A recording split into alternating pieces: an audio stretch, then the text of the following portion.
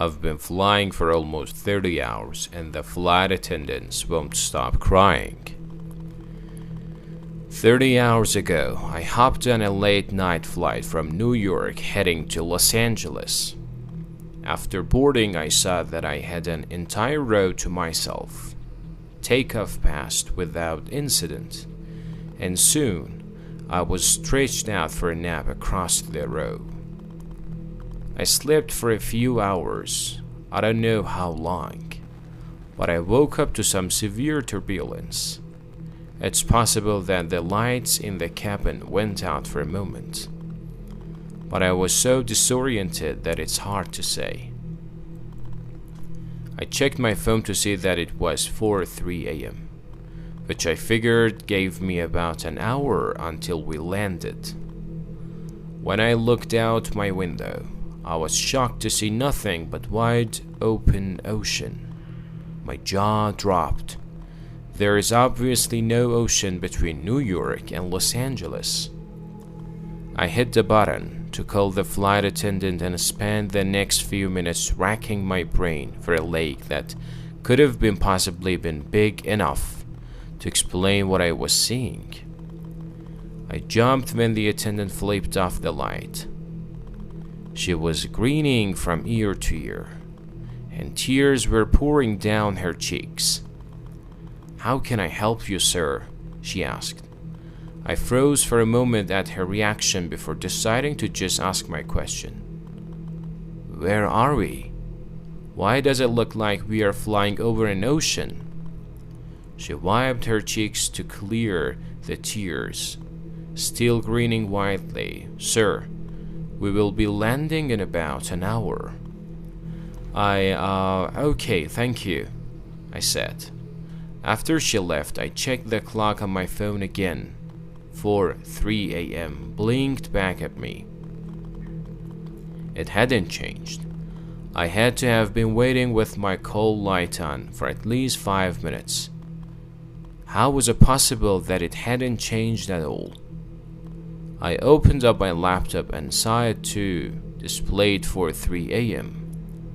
I pulled out my phone, started a stopwatch in the app, and spent the next 2 hours looking back and forth between the clocks, waiting for them to change. They never did. I tapped the shoulder of an older woman sitting in the row ahead of me. She looked back, an annoyed expression across her face. "Yes," she asked. "Do you know how long until we land?" I asked. She narrowed her eyes.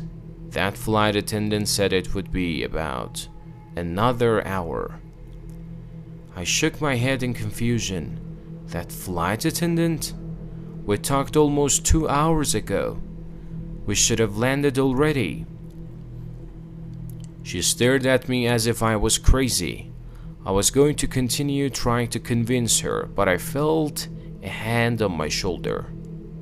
I spun to see a male flight attendant grinning down at me, tears pinging off his cheeks onto my shoulder. "Sir, I'm going to ask you to come down, or I'll be calling the captain." I told him that it wouldn't be necessary and sat back. He removed his hand and stepped away. The flight attendants continued to stop by every few hours, offering meals. My stopwatch continued to tick up and is now telling me that I've been on this plane for more than 30 hours. I've explored all of coach and tried talking to some of the other passengers, but they have all told me that they are expecting to land in an hour or so. About 3 hours ago, I tried getting into first class. I made it past the curtain but was escorted back by 2 grinning flight attendants. Their grip on my arms were like iron. "Sir, the seatbelt sign is on," one said. "Please remain in your seat with your buckle fastened. We'll be landing in about an hour." I'd just about given up hope when a woman came down the aisle dressed in a business suit. She didn't look at me or slow down, but she dropped a piece of paper onto my tray as she made her way to the bathrooms at the back of the plane. I shot a look around before unrolling it. It said, "Are you stuck too?" I pulled out a pen and wrote, "Yes, it's been 30 hours. I folded this scrap of paper up and set it on the tray closest to the aisle.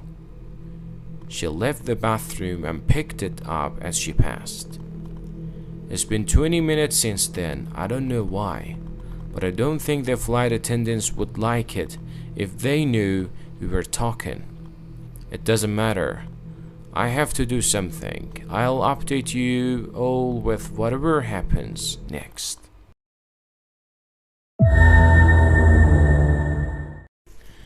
About 5 years ago, my mom started dating a guy she met on a dating site.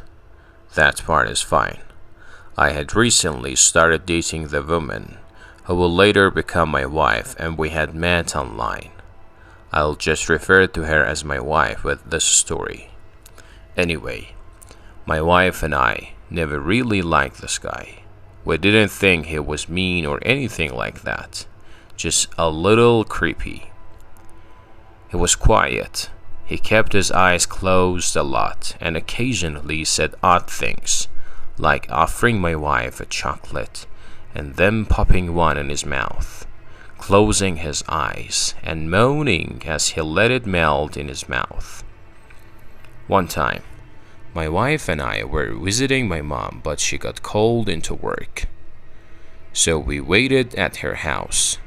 Her boyfriend was over, but he spent the entire several hours just hanging out in her bedroom with the door closed. Just before Christmas, my mom and this guy started having some difficulties.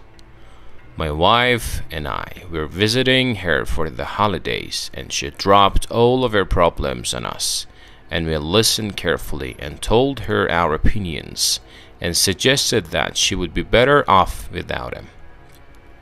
She already had her mind made up, though, and decided to break up with him on Christmas Eve. We spent the night at my mom's and got up early on Christmas morning to visit my dad at his house. We didn't plan to spend the night at my dad's, but we got snowed in, which was actually a nice Christmas surprise. The next day, we left as soon as we could get through the snow, and my wife suggested that we stop by my mom's house on the way, so that we could see if she was okay. My wife just had a really bad feeling about my mom's now ex-boyfriend. My mom's car was in the driveway, but it doesn't mean much because she lives close enough to work that she often walks, and it hadn't snowed in her town. She also never locks her door, which drives me crazy. So we let ourselves in.